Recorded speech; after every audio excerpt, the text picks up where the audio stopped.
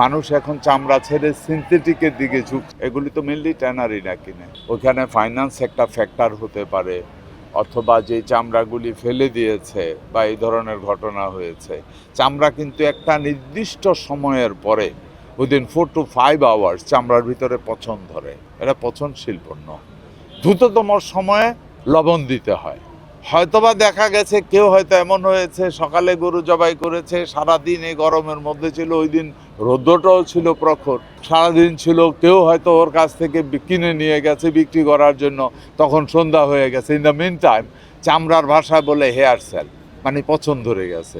ওই পচা চামড়া কেউ 2 টাকা দিয়েও কিনবে না, এটাই হতে পারে। নাহলে চামড়ার, কোরবানির চামড়া অনেক হাই কোয়ালিটির চামড়া। সো আপনারা জানেন আমার জুতার ফ্যাক্টরি আছে, সুতরাং চামড়ার সাথে আমারও সম্পর্ক।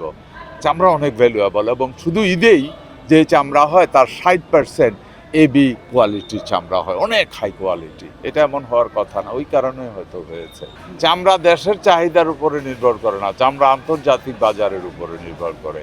কারণ আমরা যেই চামড়া উৎপাদন করি তার বেশিরভাগই রপ্তানি হয়ে যায়, অথবা রপ্তানিমুখী শিল্পে সরবরাহ করা হয়, একই কথা, রপ্তানি হয়ে যায়। হ্যাঁ, বিশ্বে অর্থনৈতিক একটু তালমাতাল অবস্থা তো আছে বিশ্ব এই মুহূর্তে, এটা তো অস্বীকার করার জন্য নাই। আমার নিজেরও তো ওই লাইনের যে জড়িত, যেহেতু আমি আছি, আমি জানি মানুষ এখন চামড়া ছেড়ে সিনথেটিকের দিকে বিশ্বব্যাপী মানুষের বাইং ক্যাপাসিটি ড্রপ করেছে, ওইটাও একটা কারণ। তবে ওই কারণেই আমাদের চামড়ার দাম কমেছে কিনা এটা বলা মুশকিল।